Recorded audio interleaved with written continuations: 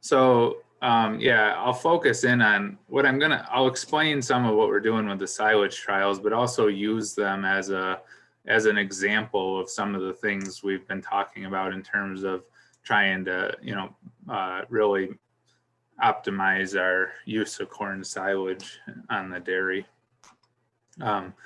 So when we think about the number of factors that influence corn silage performance, both agronomically and as a pretty staple feed ingredient, there's a lot of different things that go into it, and some of them we have control over, and some of them we have really no control at all over. So it's that classic idea that we learn about all through life about figuring out what's important, what you can control, and where those two circles merge together to really have the most impact that we can on the crop.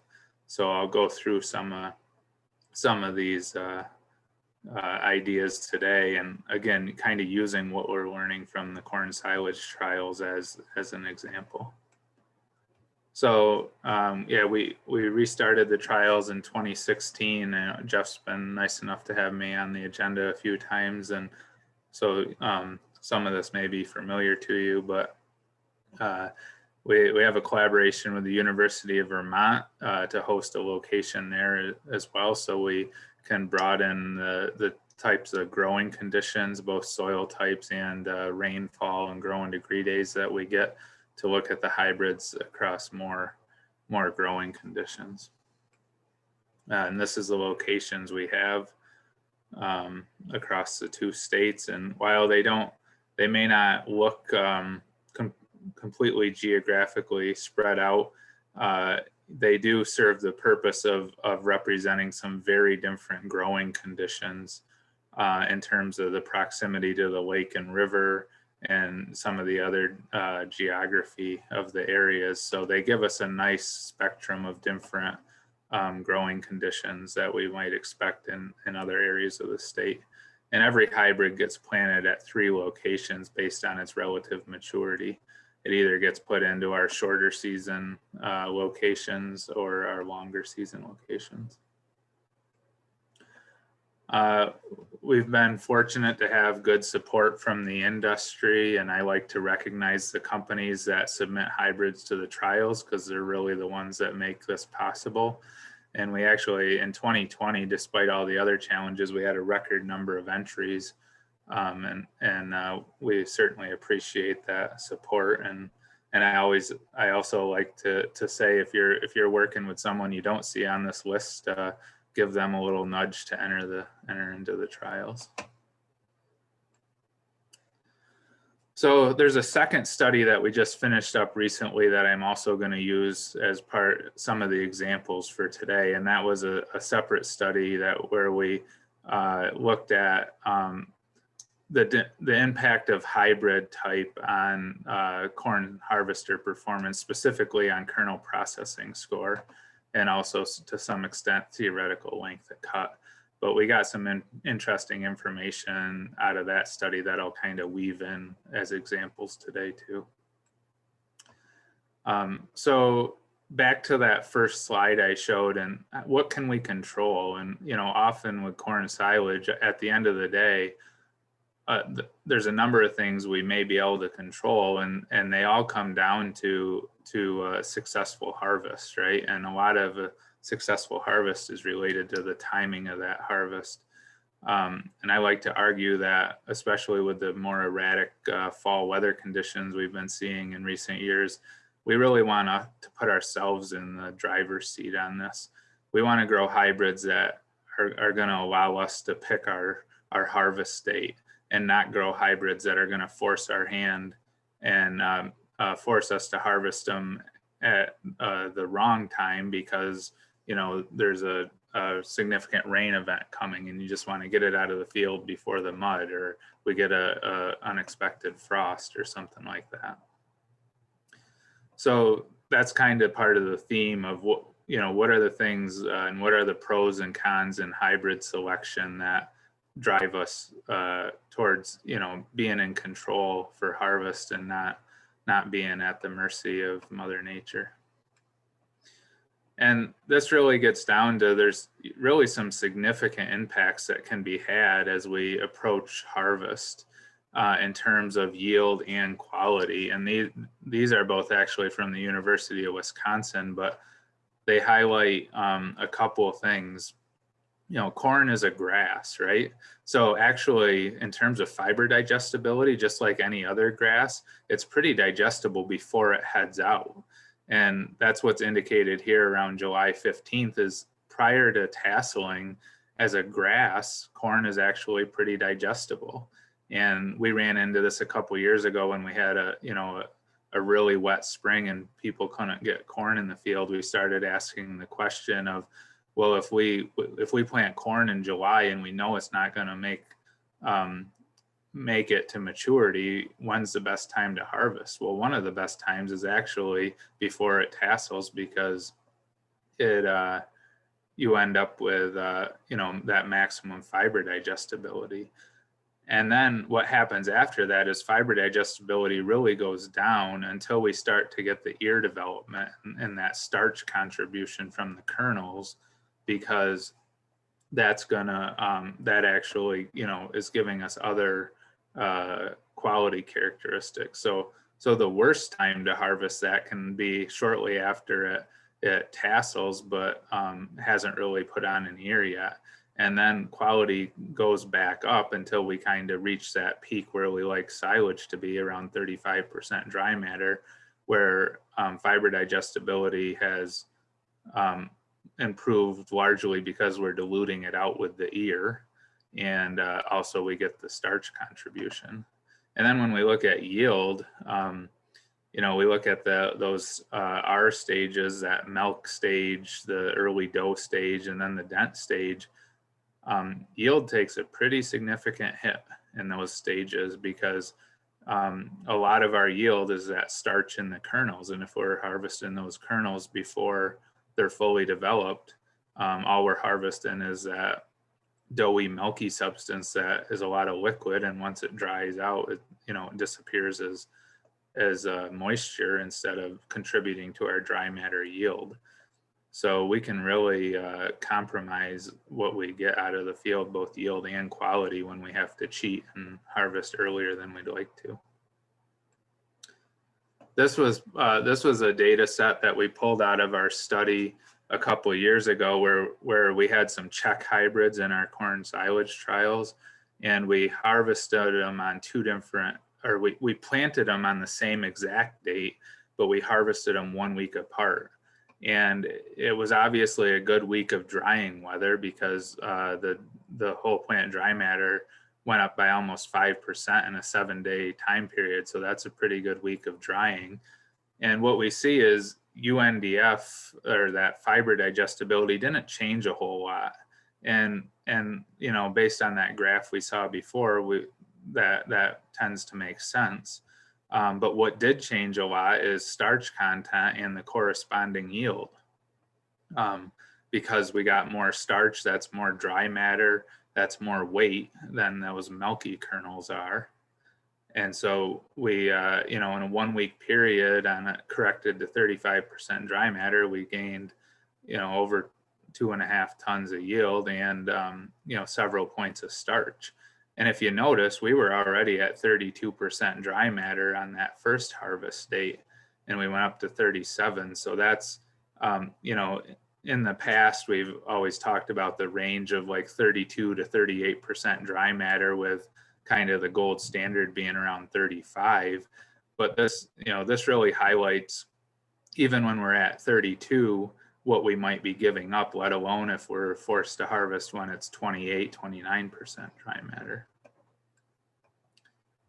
So, what's one of the biggest things we can control in terms of our harvest timing? One is obviously planting date, but another is that relative maturity, and really thinking about how we're selecting hybrids for our region and what the chances are that they're going to make it for when we want. So there was some work done. We tend to all have this bias in our minds that longer season hybrids result in more yield. And that's been confirmed by some research. You know, right here in New York, Bill Cox had done some work showing that increasing relative maturity by 5 days on average increased by about half a ton per acre. But that research assumes that they both make it to the same dry matter at harvest. So in other words, if you can increase the relative maturity by 5 days and still get to 35% dry matter, then yes, you will, you know, on average gain around a half a ton of yield. However, if you increase that relative maturity by 5 days and now you're harvesting at 30 or 32% dry matter instead of 35% dry matter, as we saw in the last slide, you're likely giving up far more than you might have gained. And so what are some of the risks to when it comes to relative maturity and silage quality? Well, mud is always a risk, right? And some work summarized out of Penn State showed that if you raise the cutter height by about 6 inches, you reduce yield by a ton per acre, or if on an 18-ton yield, that's about 5.5%. So if we think of that, that's double that potential half a ton per acre gain that the Bill Cox study showed. The loss by having to raise the cutter bar 6 inches is double what might have been gained, right? And obviously on a good year, we might choose to raise the cutter bar to gain some quality and leave some of that lower stock in the field. But if we're forced to raise the cutter bar because of muddy conditions or something, that's different than choosing to do so because we have a bumper crop. Another one is, you know, just wet silage. So obviously lower dry matter yields when the silage is wetter and we have less starch in the kernels, but also, you know, we see poorer fermentation, right? Which could increase our spoilage losses. So again, you know, we have to harvest at 28 or 30%. We know our losses in storage are going to be higher than if we harvest at 35%. So we can easily lose more than we potentially gain by going to that longer season relative maturity. And then frost, I mean, it's a little harder to quantify the impact of frost on yield, but certainly, you know, some of those same issues in terms of what's the whole plant dry matter, how much starch is in those kernels, how well will that frosted crop be able to ferment, all of those same issues. And, you know, it creates a scenario where we're likely to lose more yield, lose more forage that could have reached the cow's mouth than if we had been able to grow a little shorter season corn and get it before the frost. So switching gears a little bit, there's you know, a lot of cool gadgets. There's apps on our phones now that we can plug in the planting date and the relative maturity of a hybrid, and it'll predict a harvest timing. But I just want to point out what this is showing. The green bars are the grow and degree days from planting to harvest for all of our locations over the last several years. And the blue dots are the average whole plant dry matter at harvest. And what we see is a lack of consistency. So sometimes we just miss the boat altogether. This year, you know, here we were forced to harvest before we had enough grow and degree days, and the whole plant dry matters reflected that, right? But how about 2020? Look at this. Our site with the most grow and degree days actually had the lowest average whole plant dry matter at harvest. And this was a result of the drought conditions. We had droughty conditions and the plants were kind of slow, but then we had some rain after tasseling that ended the drought, and that you could see that plant trying to make up ground, and it just took longer. So if you had went out and harvested, you know, back in this range when you harvested these other sites, you would have been really compromising whole plant dry matter. But if you were going out in the field and checking those and taking whole plant dry matter samples instead of relying on one of these apps or something like that, you would have seen that it just wasn't maturing and drying down as fast as the grow and degree days would suggest it was. And and you could have adjusted your harvest timing accordingly. So just a kind of a word of warning on that. It's nice to have these slick electronic gadgets and stuff, but sometimes there's not much that can replace something like physically taking a whole plant dry matter. This is jumping over to the harvester study, but another thing we've observed over the last couple of years, and Jeff really keyed in on this in Oneida County, and saw these trends going on and put out some good information before the 2020 harvest, because 2020 in a lot of ways reflected 2018. And what we saw was a warm growing season, lots of growing degree days, and a good dry down at harvest. And we had really healthy looking plants in general. So if you drove by the field, it looked nice and green and healthy, and it didn't look ready to harvest. But the ears were actually a lot drier. And a lot of people were caught off guard with silage being drier than they thought it was going to be, because the ears were so dry, even though the stalks were still green. And 2019 was exactly the opposite. We had a late planting, cool season, a lot of challenges at dry down, some pretty ugly looking yellow plants that appeared to be dry, but ears that still had a lot of moisture in them, and kind of tricked people the other way and into thinking that the crop was actually drier than it was. And our data set from that project, where we actually separated the ears from the stover and weighed them and dried them separately, shows us exactly why that happened. So in 2018, we see that the ear dry matter contributed more to the whole plant dry matter and increased at a more rapid pace compared to 2019. That line goes up faster in 2018. And just the opposite with the stover, right?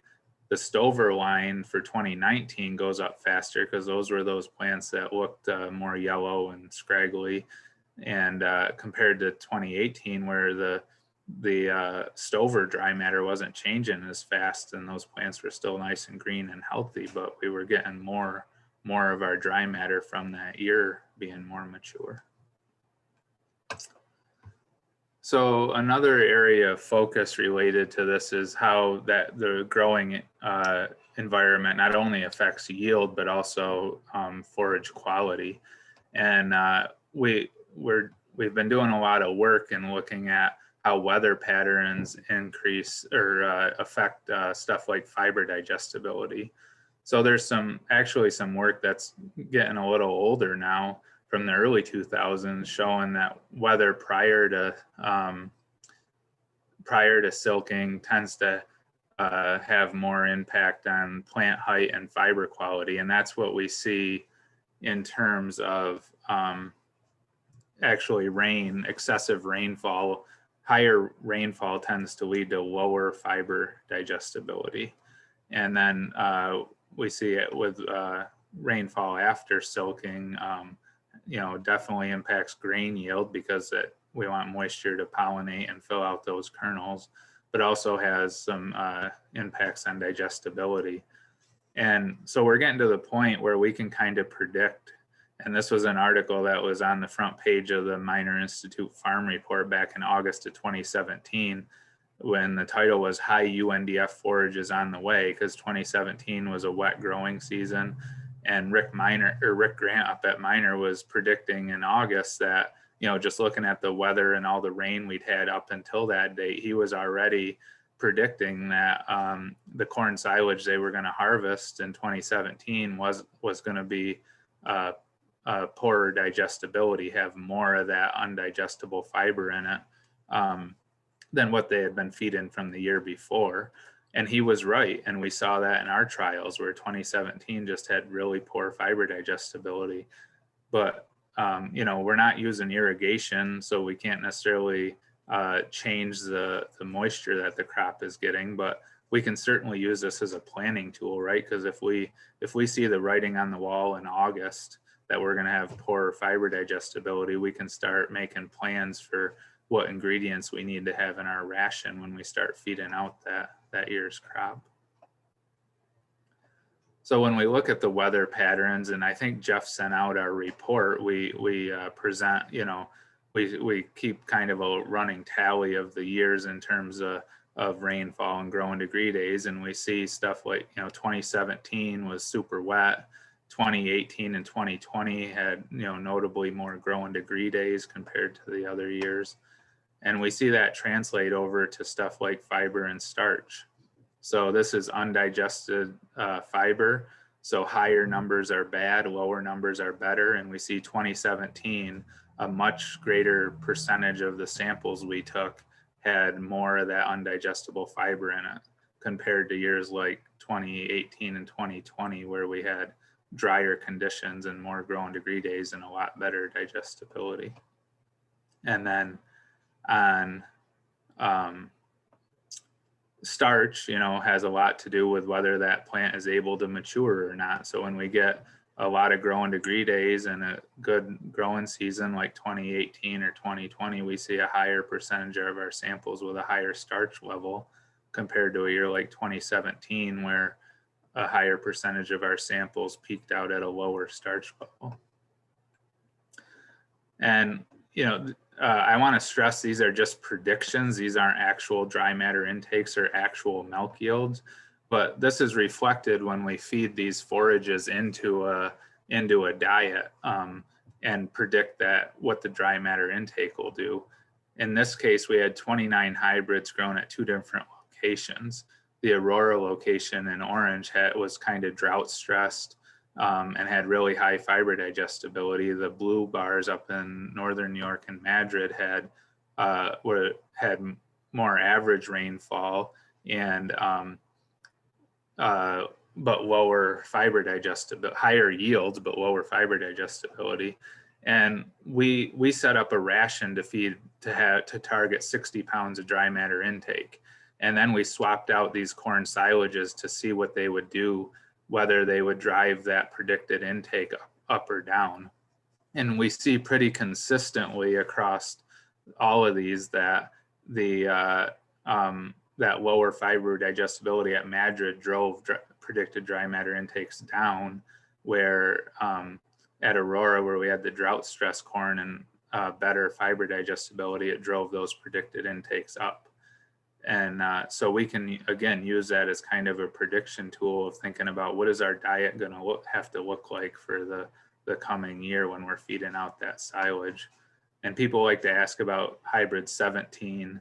That was a BMR. So we see that, it was still had less of an impact at the Madrid location, right? But in general was, as we would expect, was predicted they would eat more of it because it's better digestibility regardless of the location. So thinking more about these growing environment and genetics, this was looking at some work we did where we took our trial data and combined it with some data from Penn State. And we were trying to figure out, if we grew the same exact genetics at a location, what had more impact on some of these key parameters? Was it the genetics that had a bigger impact, or was it the growing conditions that had a bigger impact? And what we see is the solid bars meant there was being higher meant there was a greater range in those values. So the solid bars are across locations. So when you took the same genetics but planted them at 2 different locations, the 30-hour digestibility levels could range, by 6 to 8 points. But when you took the different genetics and grew them at the same location under the same weather, the differences in 30-hour digestibility only varied by about 2 points. So again, here we're seeing where the weather conditions actually have a greater impact on these numbers than trying to compare 2 different genetics under the same weather conditions. So when we talk about our trials, and again, I think Jeff sent out our report that has every hybrid listed and how it performed at each location. And it can be interesting to look at how those numbers fall out, and especially if there happens to be a hybrid in there that you grew on your farm and you can compare it. But oftentimes the companies have far more hybrids in their lineup than they enter in our trials. So oftentimes the hybrid you're growing on your farm won't show up in our trials. So how do you use that data to determine how your performance was? Well, every year we put out these averages from each location, and we can look at this, and you can look at the corn you grew on your farm and try to get a sense of was your the corn you had, did it perform kind of along these averages, or did it perform better or worse than that? And I'm just sharing this for the first time today. It's still kind of a draft, and so I'd be interested in feedback from you folks on if it's useful or if it's too confusing or too many numbers or what. But what I tried to do here is take those averages from each growing season and color code essentially what the weather was. So, for these were the average, this was the average precipitation over the last several years. And for 2017, you can see, for May, we had way more than average precipitation as reflected in the blue bars. We also were way over in June and July, but then we were below average in August and September. But for the season, we were, 26% above average for that May through August time period. So a very wet year compared to 2018, when for the season, we only got, 76% of the average rainfall. So you can kind of look at, how was this growing season at your farm? Was it way above average, or was it way below average in terms of rainfall and growing degree days? And so here, the green means it was above average, more heat that season, where the brown tends to be below average. So was it a cold, wet season like 2017, or was it a hot, dry season like 2018 or 2020, or was it closer to average like 2019? And then you can look down here and see what the average yields, the average starch, the average fiber digestibility was. If there's other things like you like to measure, you can write them down here, and write in your own numbers and see how they compare from our trials, and just see did your crop was it kind of average with what the rest of the state saw relative to those growing conditions, or was it above average or below average? So again, this is just something I put together last week and was playing around with, and maybe you'll tell me it's not useful or too confusing, or maybe you'll find it helpful, but I'd be interested in some feedback. So just a few more things to wrap up. Another example from that harvest kernel processing score study we did. What we're really looking at is dual versus leafy hybrids, dual purpose, and different ear to stover ratios. So those dual purpose ones, a shorter statured plant, so the ear on a ratio basis represents more of the total than the stover does. However, when you have those big, tall, leafy hybrids, the stover represents a greater portion compared to the ear. And so we wanted to try to put some numbers to how that impacts kernel processing, because you would, intuitively, you'd probably think that if you're running a leafy hybrid through that harvester, there's more total mass there, so it's going to make the job of the kernel processor harder. And so, using these kernel processing scores that the laboratories have kind of standardized around in terms of what's a good processing score, we found with our study that on average for every 0.1 unit increase in ear to stover ratio, that the processing score went up by 1.7 points. And versus, and then the other thing that had a big impact wasn't whole plant dry matter, but ear dry matter. And for every 1% increase in ear dry matter, processing score went down by almost 0.8 of a point, because those kernels are harder. so they're harder to crack. So think about the implications of that in a year like 2018 or 2020, when we had a really green, healthy looking plant, but ears that were dried down more than than we thought they were. We're going to have to watch the processing more.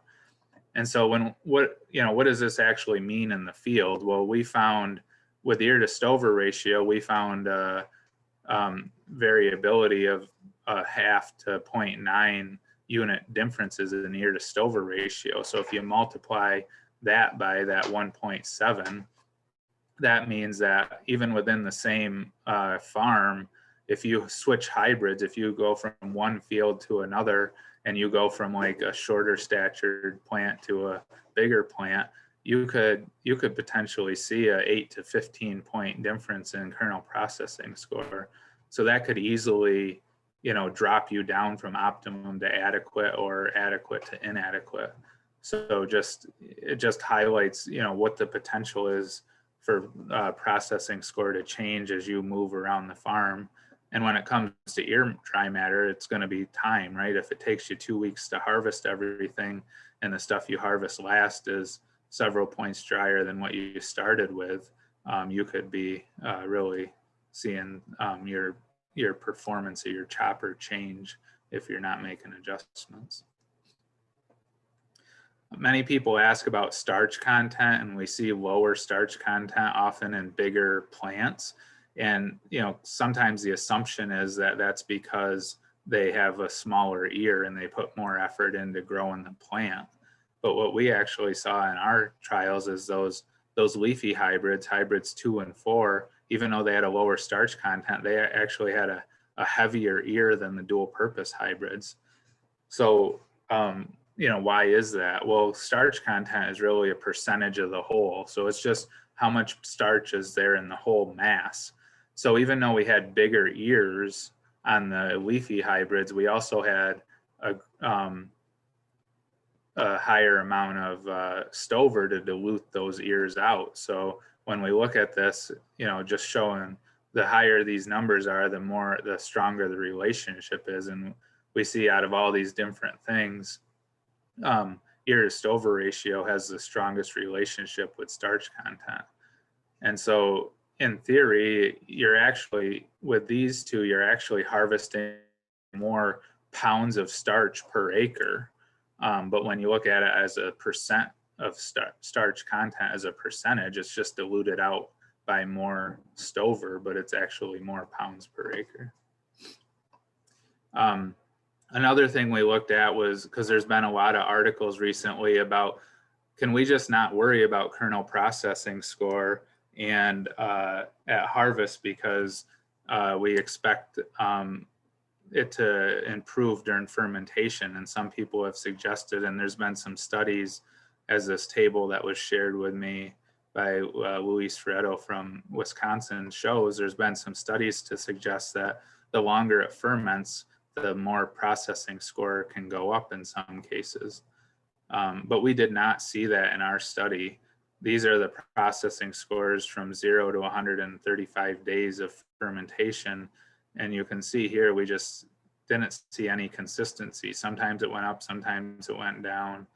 And so our message is still that we do want to pay attention to kernel processing score in our green samples, because fermentation might help us, but it's far from a guarantee that it's going to help us.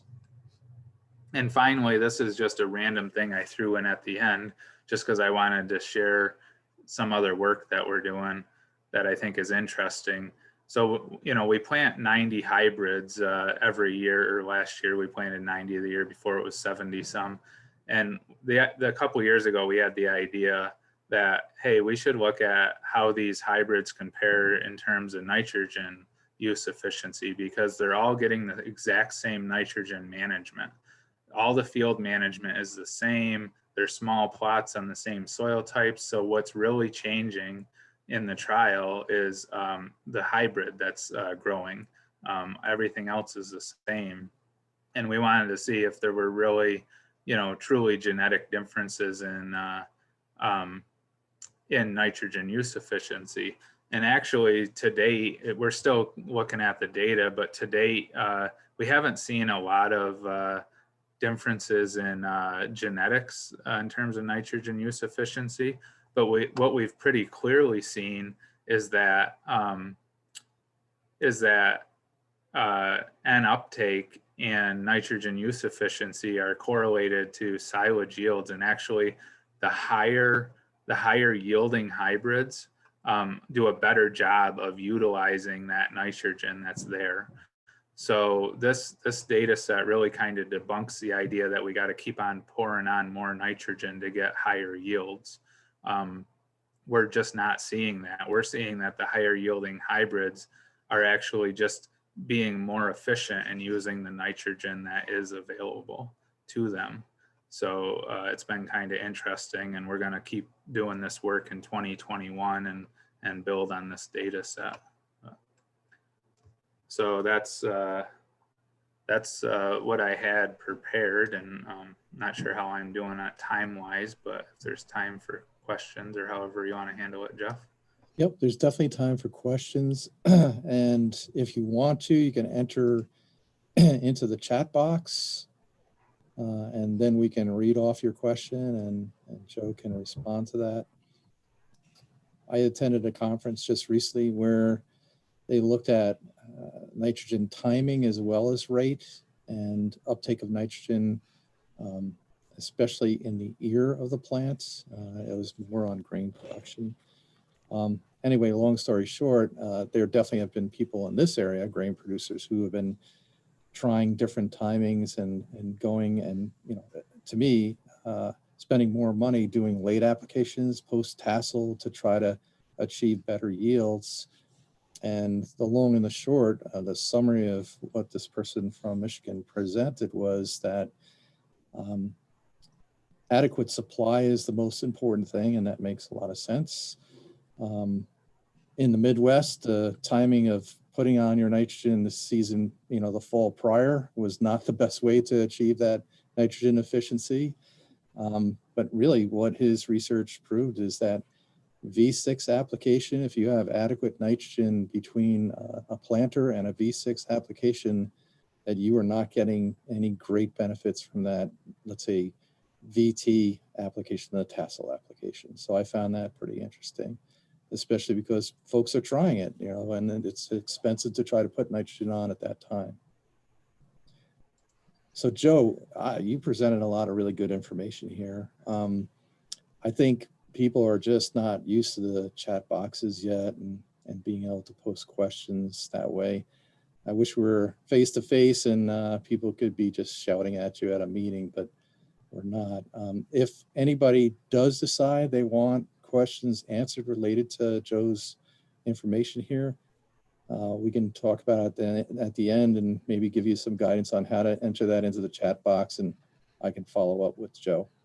Yeah, and I'll be sticking around for the second presentation today, and yeah, I just put my contact information back up again if you want to give me a call or an email. And yeah, just interesting to what you said, Jeff. Just yesterday or the day before, there was some information shared with me, and it's in a bulletin from Pioneer Corteva. So it's one of a bulletin they just released where they were doing some work looking at forage quality and nitrogen and potassium inputs, and they're actually seeing indications from that work that over applying nitrogen and potassium is or higher rates of applications actually has negative impacts on fiber and starch digestibility in the plant. And there was actually a study out of the University of Minnesota a couple years ago on alfalfa that shared a similar result, that they actually saw that, you know, while potassium was important to alfalfa and it, you know, could to a certain point could increase yields if it was needed, it actually was having negative overall impacts on forage quality when they went to the higher rates of potassium. So I think that's an interesting new field of work as well, is all right, what is some of the balancing act between yield and quality, and how do things like our fertility management impact that? We think of grasses and we pour on the nitrogen and we increase yield and protein content in our first cutting or whatever, and that's a good thing. But we're certainly we need a lot more research in this area, but we're certainly seeing indications that's not always the case. And there could actually be some negative consequences there. That's really good information. I'll say that that just underlines the importance of your soil testing program and using those values to give you at least some guidance as to what is actually out there for your crops. And then a good forage analysis program to check on that soil, those soil levels, and see, okay, are they bearing out? Are we getting that in the crop? Are we oversupplying? And should we back off, or are we undersupplying? And should we be adding more of any particular ingredient? In recent past, with milk prices where they have been for many years in a row, there's been a reduction in what I see related to lime applications to fields. And that is definitely concerning, because that's really the foundation of availability of all those nutrients. So that's, like a first case scenario. Do your soil analysis and see where your pH is and make sure that it's adequate for the crops that you're growing. Got a question from Mr. Sweeney. Are silage inoculants used in the trials? So in our big corn silage trials, no, because we actually don't ferment the samples. We send them in green. So they're just harvested green, thrown in a freezer and frozen and sent into the lab, because let's face it, you guys start getting hit with wanting early orders, usually in September, before we've even harvested our trials. So one of the compromises is we don't have the luxury of fermenting them for a few months and putting out a report in February or March, because you've already got your seed by then. So we send in samples green and try to get our report out in November, which based on the phone calls I get is already a month too late for some of the early order stuff, but it's the best we can do. In terms of that other project where we looked at the kernel processing score and we did ferment samples for up to 135 days, we asked those farms to turn off their inoculators for that project, just because we wanted to be consistent across. So it would have been, almost impossible to get all the farms supplied with the same inoculant just to use just for the purpose of our trial. So we just asked them to turn off the inoculator for if they were using one for the trial. So a general comment related to inoculants. Definitely everybody, is looking to save a dollar here and there just because of the situation that we're in on dairy farms. Talking to some of the advisors, the nutritionists that work on farms, they would show you proof that that dollar invested in inoculant pays for itself almost every year, if not more than pays for itself. So that's just one of the things to consider when you're making those choices. And I know people are making tough choices, so just having that information is just something that you should add to the rest of your knowledge when it comes to putting up a good silage. I do want to ask Joe, okay, so maybe you're more privy or watching the Dairy One site more closely. Gary Bergstrom mentioned that there were some mycotoxins being found in some silages across the state. I wonder if you could comment about that. Yeah, I guess I don't have a really good summary of statewide whether the risk is higher or lower this year. But definitely we have seen some troubling, test results. So they are out there, and some people, their mind might go to, well, it was a drier year. Hopefully we have less diseases, less toxins, but actually it can work backwards, because sometimes those diseases are still there, and if they're still there even in low levels, the drought stress that we had this year can actually trigger them to produce mycotoxins. So this could have been one of the years where we actually see lower levels of disease present, but as much or higher mycotoxin levels, because there's really no good relationship between disease prevalence and mycotoxins. We can have really ugly looking diseased plants, ears that are, all sorts of pretty colors of pink and white and green, and have no mycotoxins. And we can have other years where we hardly can find a speck of mold on the ear, and yet have high mycotoxin levels. And John Winchell from Alltech, I give him credit for this example. He uses the example of a skunk. A skunk has the potential to spray, and these molds have a potential of producing a toxin, but that skunk is only going to spray if it gets scared or stressed out. And these molds are only going to produce the mycotoxins if they get, stressed out in certain ways, because it's basically a defense mechanism. So I've liked that example, that it's really about if the toxin gets stressed and its reaction to that stress, more than it is if it's actually just physically present in the plant or not. Thanks, Joe. I definitely saw parallels between the 2018 season and 2020 season in central New York, where I am. And one of the things that happened in 2018 was, just like you're saying, from the road, the plants looked green, the ears were much drier, and unfortunately, some people were surprised and harvested based on the appearance, and they harvested materials that were drier. They didn't pack as well, they didn't ferment as well, and we had some definite issues with yeasts, especially, and that's something to be looking at in your forages this year if you happen to fit that scenario and were caught putting up a drier silage than what you like. But I thank you very much for participating today, Joe, and you can stick around.